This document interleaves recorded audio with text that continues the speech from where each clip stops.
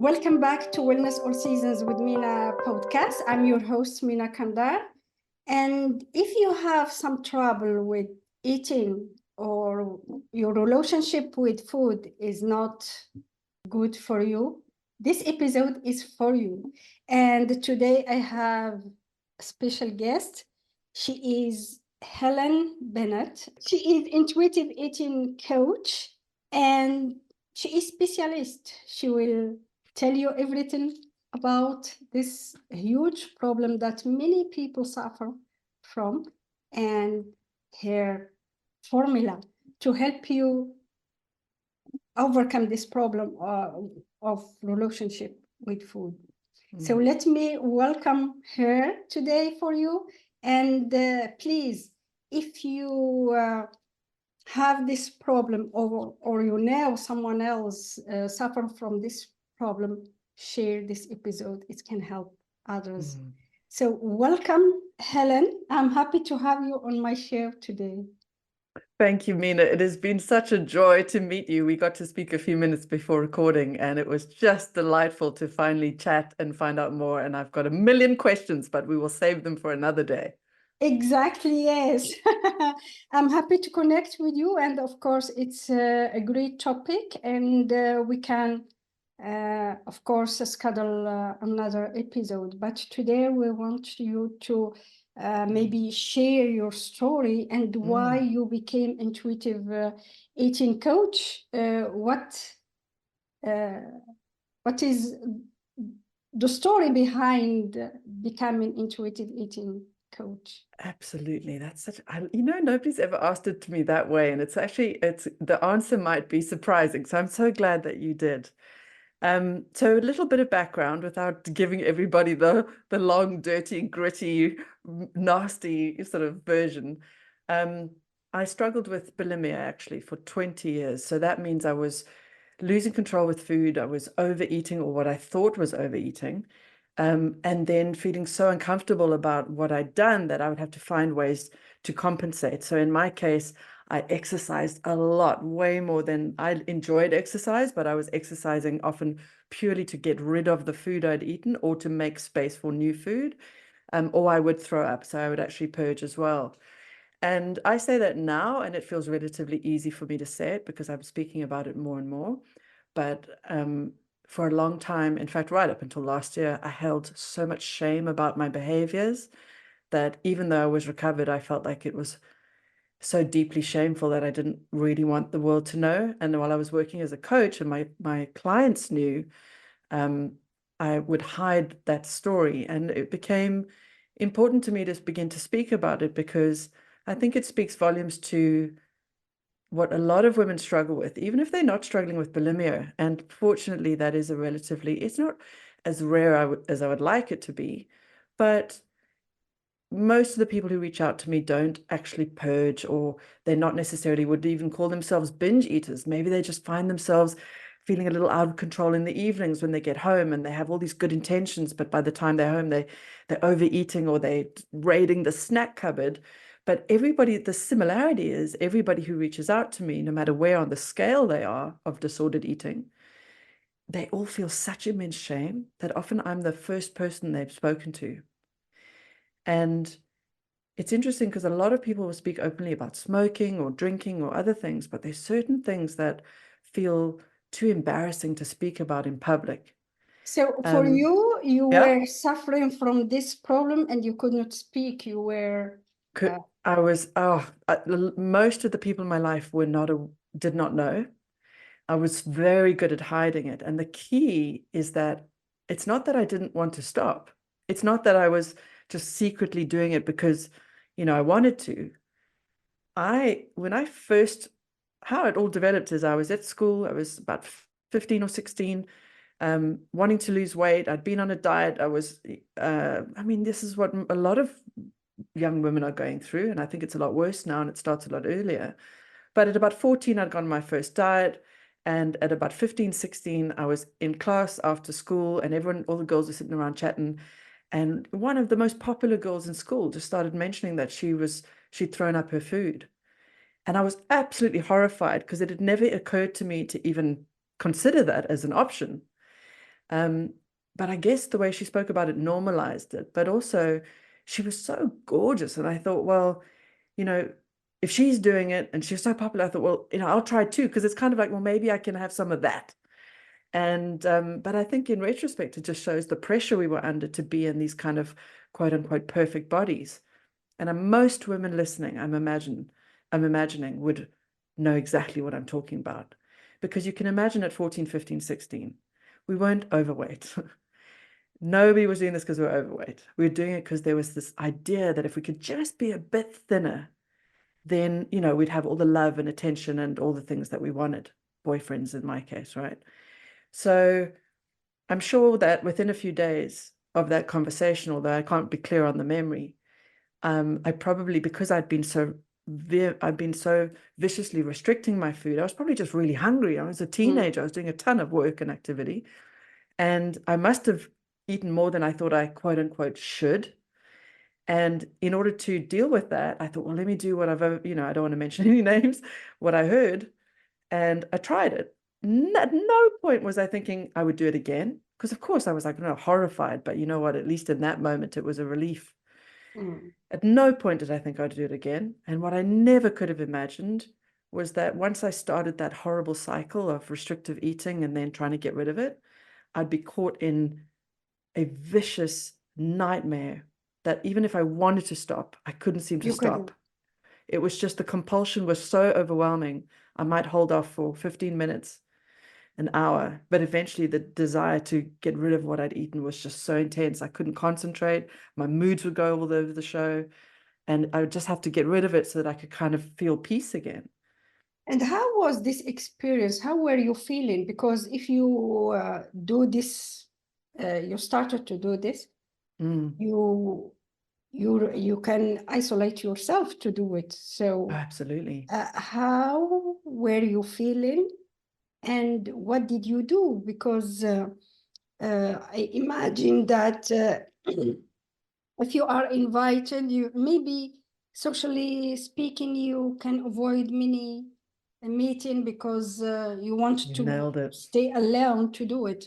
Yeah, that you see, that's so insightful, because somebody who hadn't been in this world and sort of understood the struggles of food would never have picked that up. But of course, you know, when we're starting to do behaviors that bring us shame or need to be hidden, then of course I began to isolate. But there was more going on, because the question isn't why the disorder or why the compulsion. It's actually, why did I start dieting in the first place? And the answer, of course, is I didn't feel enough. And I, like any human being, was just going to find a way that I thought would solve this problem of endless pain of not being enough.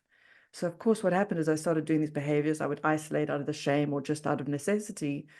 But then the isolation kind of served to also keep me safe from judgment or criticism or not being enough. If I was isolated and hiding, I never had to feel the pain of rejection. Now, What I do can you, see that now. At the time, I had no idea. It was just what was happening. what do you think about the cause of starting doing this? For you, it was Yeah. first you have some weight, Mm, and you followed another person who was doing the same thing. mm, For you, the cause, because always we ask the question why we mm. are doing these Why? things. Why? Yeah. And unfortunately, when you are in action doing this thing, Mm, you don't even have time to think about why. You are mm, just doing it to mm. fill some emptiness, or to fill, or just not to think about what is the source of the problem. So Yeah. for you, you knew the cause of this problem before starting it, I or do you now. But of course, as a 12, 13, 14-year-old girl, I had no sense, you know, of what I was getting into. What I did know, what I felt back then, and still, if I have memories of being a little girl, I don't know when was oh no, I kind of do actually. I mean, the first time I felt not enough is such a clear memory of being laughed at when I was probably about 3 or 4. So all of us have these memories of maybe shame or embarrassment. But as I grew up, I really wanted a boyfriend. And now in retrospect, I can see why, because My father, never diagnosed, but we could probably call him a narcissist, and he was all sorts of, oh, it was just a very, very, very, a man filled with pain and rage. And unfortunately, he took it out on his girls, his wife and his two daughters. And never really physically, although we did get smacked, but that felt fairly normal in the 80s.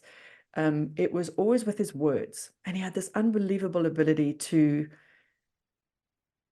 cut us down with his words. It's like he could see where our biggest weaknesses were and just say just the right thing to make us second guess ourselves. But the other thing he did is he'd switch on and switch off love. So what we began to realize as little children, and of course at the time I didn't know I was doing this because I just wanted to be loved and accepted by both my parents. And my dad would give us love in some cases, then deny it. And as little kids, we've got to find ways to get it back again.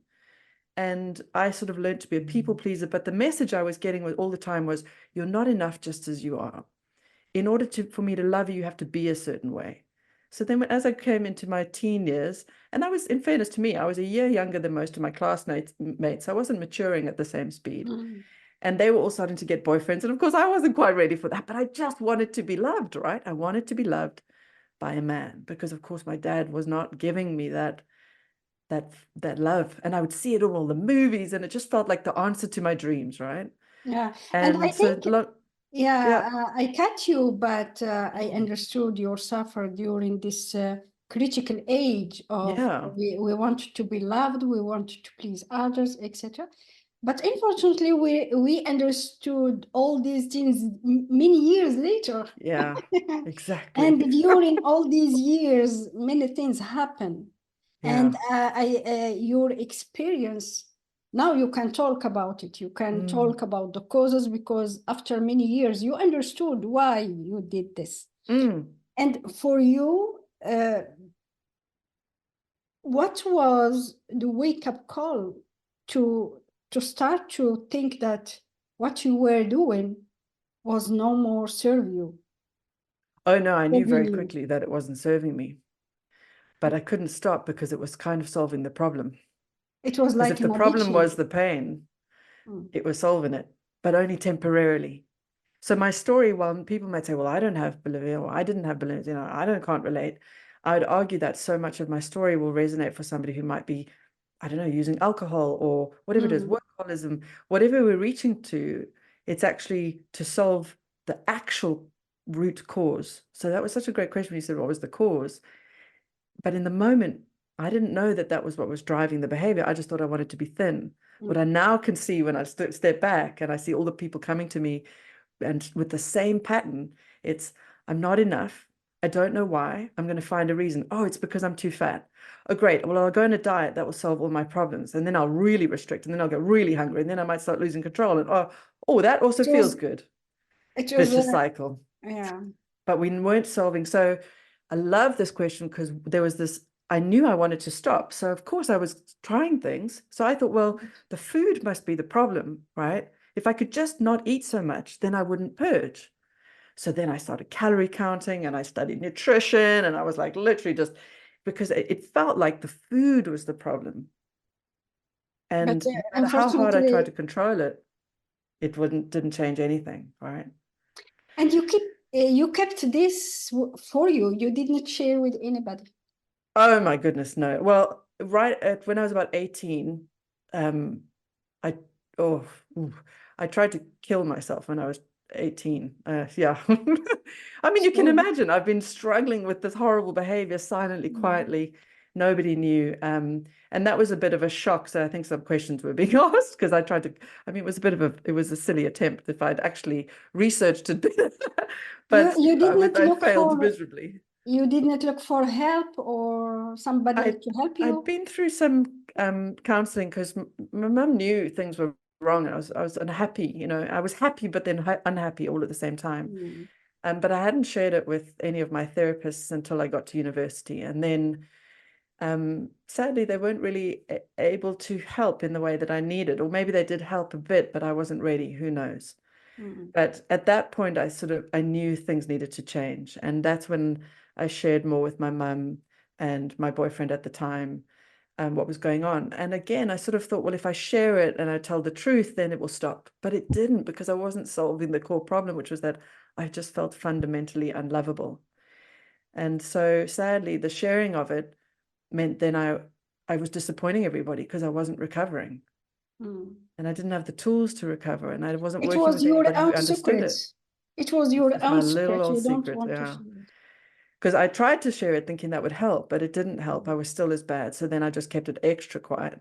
And then I had the shame of the secret as well as the shame of doing the behavior, and actively now lying to people who were asking me, how's it going? And I would just say, oh, no, it's fine, it's fine. No, I'm doing great. You know, because I couldn't bear to tell them, because if I told them, I'd just fail them, because I Yeah. couldn't seem to get better no matter how hard I tried. So what did you do to over? Aha! So after 20 years of trying calorie counting and restricting my meals and all those things, I had a moment of clarity where a little voice whispered to me. It was my own voice, of course. It was my deep desires, but it was like a higher power that just said, I just want to eat when I'm hungry. I want to stop when I'm full, and I want to not worry about it in between. And that sounds so simple to anybody listening. They're like, yeah, of course you did. But what I realized, and this is where the aha hit, was I realized I hadn't been doing that. I hadn't been trying to eat when I was hungry. I was actually delaying hunger, faking hunger, all of that. And I wasn't trying to stop when I was full. I wasn't trying. I was, doing everything but calorie counting, and all of that wasn't me listening to hunger. That was me following a set of rules, which haven't only, probably horribly restrictive. And that's when I thought, well, how do I practice that? Because I'd been doing triathlon, and the way I thought about it was, well, if those are 3 disciplines, like the disciplines of triathlon, swimming, running, cycling, if eating when you're hungry, stopping when you're full, and not thinking about in between were 3 things, how would I start to practice that? And weirdly, I stumbled into intuitive eating. I wouldn't have called it that. I had no name for what I was doing. Now I know that I'd sort of stumbled into the principles of intuitive eating by absolute trial and error, because everything else hadn't worked. And I made a pact with myself that helped me weather the course. Was because of course my fear was, well, if I start eating when I'm hungry, I'm just going to eat nonstop and I'm going to get very, very, very fat. And that was my biggest fear, right? So it was yeah, your fear. It was your fear to gain weight. of course, because I thought if I gained weight, I'd be rejected. I mean, that's the narrative is still out there, and it's vicious and it's cruel. And so I was going to do anything not to be rejected. So I made this kind of pact with myself that if I gained too much weight, I could always go back to bulimia. And that helped. I kind of needed to know that if it was a worst case scenario, my worst fears manifested, there was always that, But that gave me As a sort of permission to solution, lean and in. unfortunately, it's not a solution. It was not No. a solution. And luckily, that time I started to do what actually worked. But I also went very slowly. I didn't put too much pressure on myself. I wasn't trying to be perfect in a day. I just thought, let's just see if I can get one meal right. And from there, we'll build to a second meal. And from there, we'll see if we can get all the way to dinner. And I just took it very, very slowly. And that was hugely helpful as well, because in the addiction kind of world, it's all one day at a time, but I couldn't make a day. So I felt like I was always failing. And then I sort of, again, had another aha moment, which was, why don't you just make the periods increments smaller? Just see if you can get through 2 hours. How many years this behavior took in place? It was 20 years where I was really struggling. And then the recovery journey, 2016 into 2017, I was starting to see some real lovely shifts, things like forgetting to eat. I thought, how does this even happen? Is this what normal people do? Because of course I was nourishing myself. So I was getting all these lovely little signs, but there were still days where something would happen, and it would kick off. And this was the sort of second piece that I wasn't expecting, was what I hadn't realized is I'd been starting to use those behaviors of binge eating and, in my case, purging, to numb a lot of very uncomfortable emotions. So as I started to nourish myself, it mostly was going really well. But then somebody would say something or something would happen, and an emotion would kick in, and I just want to run for the kitchen again. And I'd get an overwhelming feeling of an urge to go and do those behaviors, because of course it would bring me the peace and the calm that I was looking for. And that's when I started to go, oh my goodness, these behaviors are also Emotion. meeting an emotional need, now I've got to do that work too. So that was a bit of a surprise for me. But as a coach, now I can see, oh my goodness, this eating, disordered eating, compulsive eating, whatever anybody wants to call what they're struggling with. And I've worked with some people who've struggled with anorexia. For the most part, it's solving a problem. And oftentimes it comes to solve a lot of emotional needs over time. It may I not think, start that way, but it becomes that. yeah, it's interesting to mention this because for me, emotions are the basis of all what we can do with our behaviors, etc. Yeah.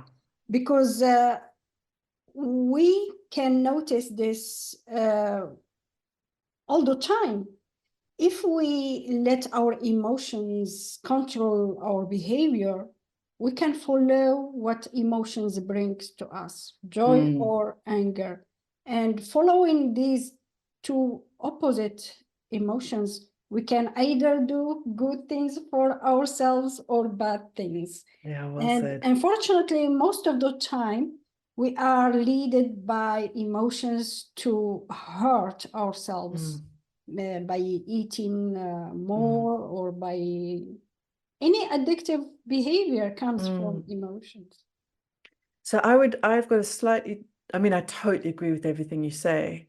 I think, I think we're guided by our emotions in that when we feel a painful emotion, we'll try and escape it.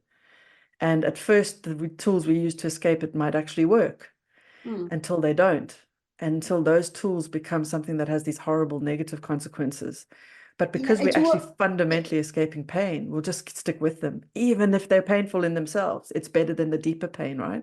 yeah, and unfortunately, what we were looking for to release our anger or etc. can be the source of pain. In the beginning, Exactly. Yeah. we chose them as a source of pleasure, but Yeah. unfortunately, this source of pleasure became a source of pain and of pain. Yeah. Yeah. Exactly. And maybe that's where people sort of hit their rock bottom, where there's the pain of the original wound, plus the pain of the consequences of the way they were trying to escape that pain. And it becomes this double whammy where it's just all so awful that at some point people start saying, I need help, and it's a shame that we kind of have to get there. And I certainly see it in the world I'm working in, is where there's a sense, I think, and a lot of anybody listening is going to resonate with this, where if they're struggling with compulsive eating, there's this little whisper inside saying, but I should just be able to stop. I should just be able to stop. I should just, Yeah, but it's because sort of it's missing the point. related to our brain, we are guided by this appealing to do the things. It can be eating, it can be drinking, it can be smoking, any addictive behavior. And we can't stop like this without this working on ourselves or with Yes. help like you as a coach, you Yeah. can help Yeah. some people. So I think it's hard to leave. And for you, I imagine you were suffering silently without sharing. But how did you feel when you start to understand, yes, it's this, I can do it, and I can So good. get out of this problem? Oh, I think the way to, the only analogy that's coming to my mind on this one, because of course it wasn't perfect and it wasn't just uphill all the way. There were so many days when I think, oh, I've totally got this. And then the next day off the horse and everything's a mess. And then I'm totally winning. And then, oh my God, it's all a disaster.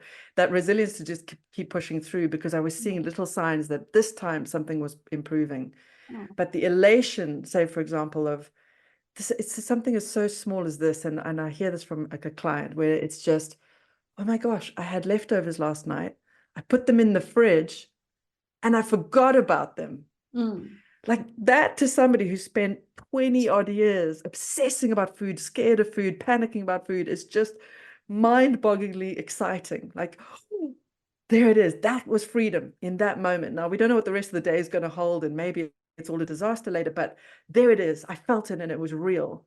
And then we just build more and more experiences like that. So there's just moments of elation followed by moments of, oh my gosh, I'm failing, I'm never going to make it, and then back to elation. And over time we realize, you know what, I'm just going to expect there's going to be hard days and I won't be perfect.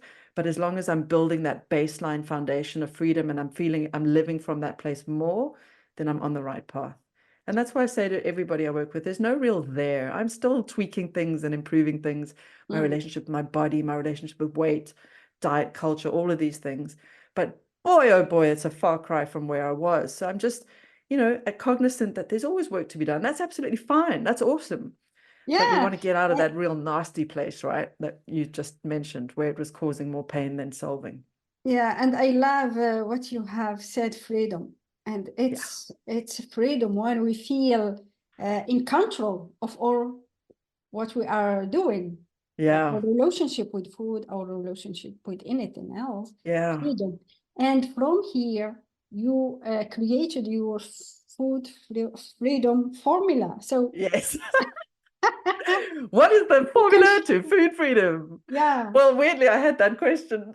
So I thought, well, what is the commonality that when I work with people from all different backgrounds and different experiences in different places, that what is the formula essentially that works here? Because sometimes we do things intuitively, and I'm sure you feel the same way, Mina, where you don't really know how you've done something, but you know you can do it. And when yeah, of somebody says, course. well, how did you do that? You think, I'm not really sure. So it was like that for me. I had to reflect on all the people I've worked with and my own experience and say, what is common amongst all of this that helps people get to this place where they're living more and more from a place of freedom with food? And the answer is, it's not as simple as we'd like it to be. It's a bit more complicated. And as you might imagine, there's essentially what I've kind of come up with is there's 4 things we need to work on. And a bit like that triathlon idea, it's we're working on one day, then we work on the other, and one time the one's falling off and the other one's getting better, and then but over time it all Ups and raises, right? downs. But the key is we need to work all 4, because I think a lot of people go into recovery from, let's say, I'll use alcohol as an example, and think, well, if I just stop drinking, then I'll be fine. So if I just deal with the substance, then I'll be fine. But of course, there's all this other stuff going on. So what I discovered was there's 4 things we're going to be working all the time. The one is reconnecting with our body's hunger and fullness, kind of like I did. That was the baseline. A lot of disordered eating is driven by this sense of, I shouldn't be eating that. So diet culture or getting healthy, while it might be admirable, unfortunately, it has a bit of a backlash effect where maybe people have lost connection with their hunger and fullness. So first things first, let's establish what your body really wants. And I'm sure you'll have this experience as well in the world that you work in, is when we actually start listening, our bodies, thank goodness, love really quote unquote healthful foods. But we find that out only by listening, and it's a huge relief for a lot of people. But what I do in the work I do is we make nothing good or bad. If you feel like something that's unprocessed or bad for you, whatever, have it and then see how you react to it and see what your body does. So that's step 1, is reconnecting with our body. Step 2 is we start looking at all the thinking, the negative thoughts, the self-criticisms, the judgments that are all going on inside our minds all day. Oftentimes, those judgments make us want to eat because we have to escape the pain of how we feel about ourselves.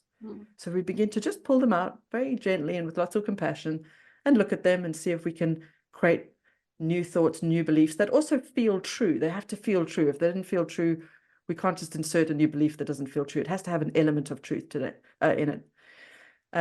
So step 2 is looking at the mental health. Then step 3 is looking at our emotional health. So you nailed it. That's really the driver. Yeah. And we actually tend to do that last because it's a big one. And it's often where all the pain not only lies, but where new pain keeps coming in on top. And the good news is by the time we're getting there, most people have got a much better relationship with food. They're not losing control as often. They're getting really good at watching their thoughts.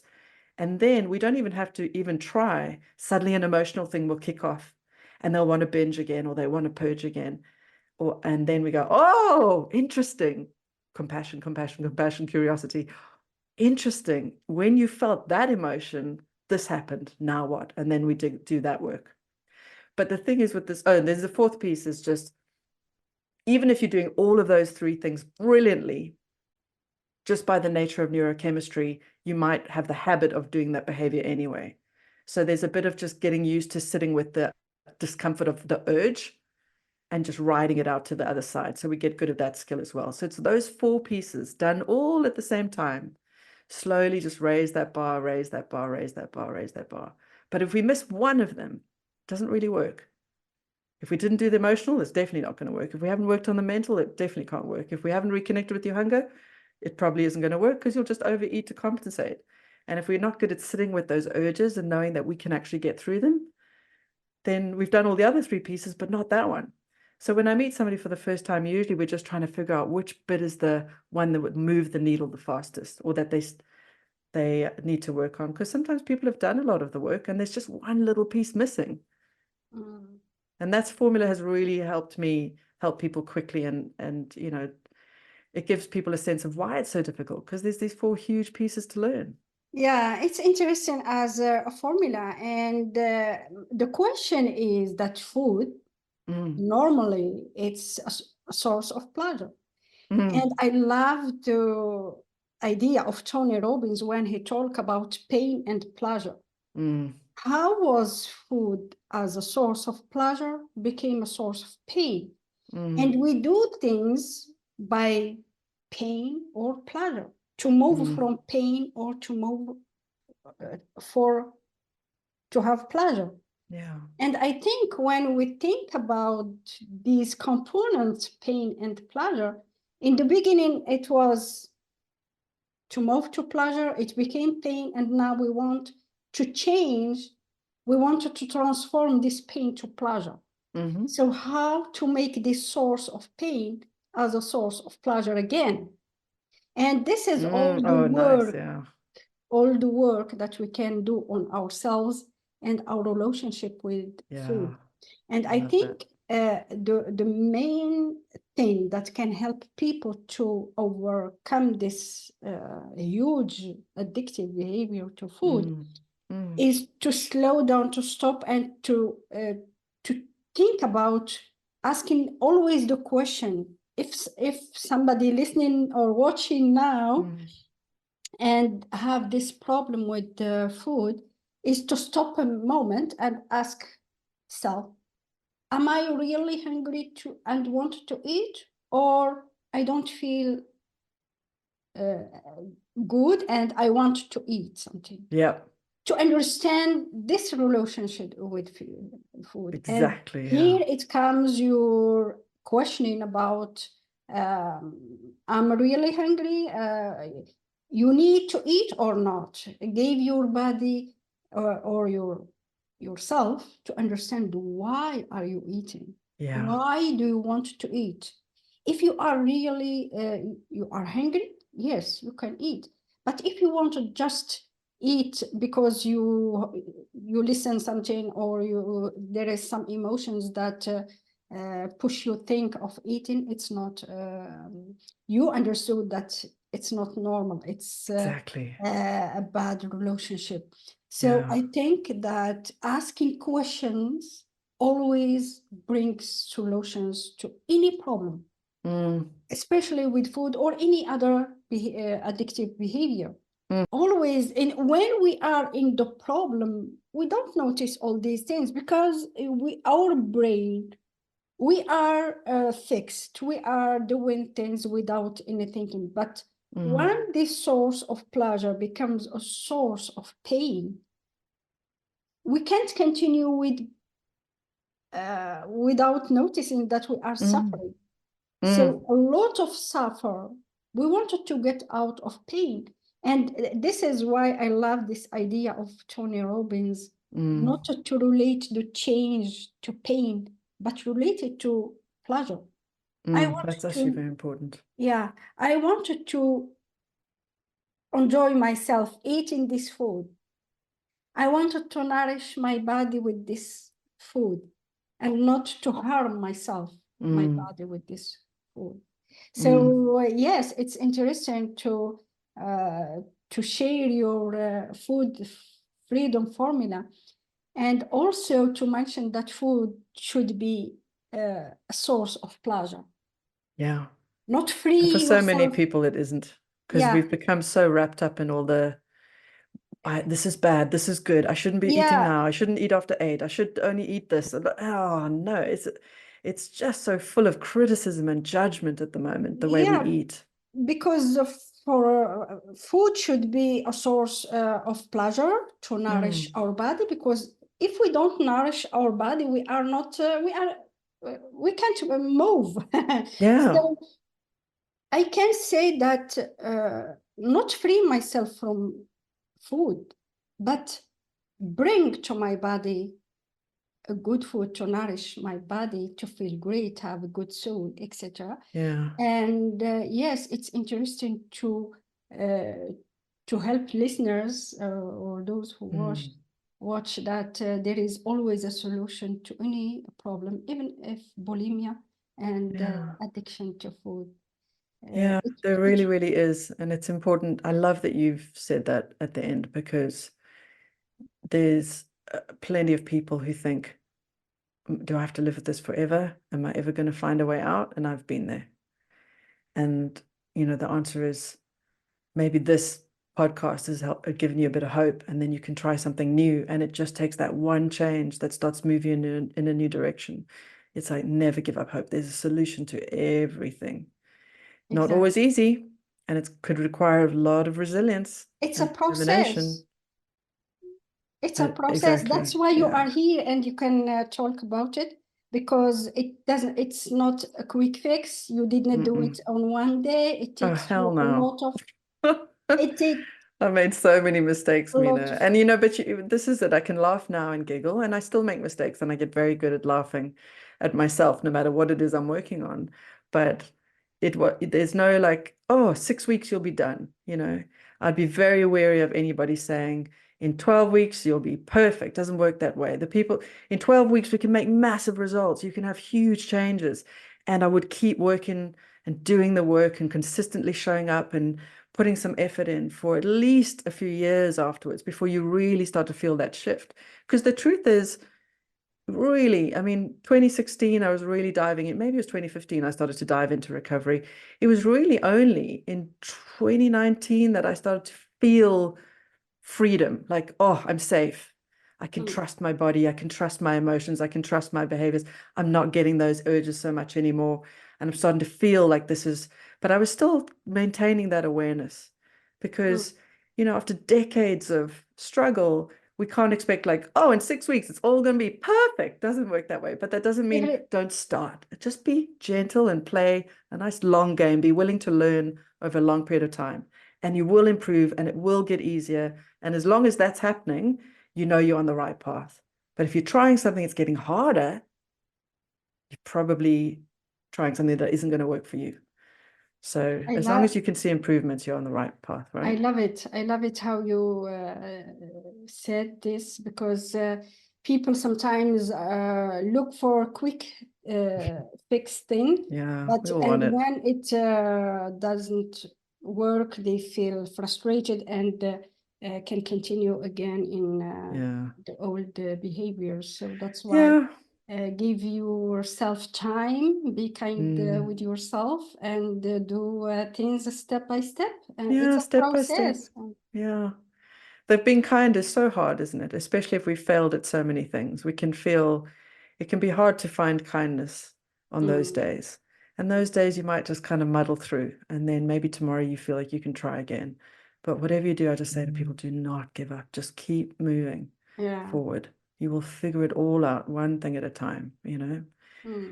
I loved our conversation. So thank you so much Me for too. sharing Thank your you so much for story having me. and for sharing your food freedom formula. So if someone wants to connect with you, how they can find you? Well, if you just Google Coach Helen, food freedom or food freedom formula, you're going to find me for sure.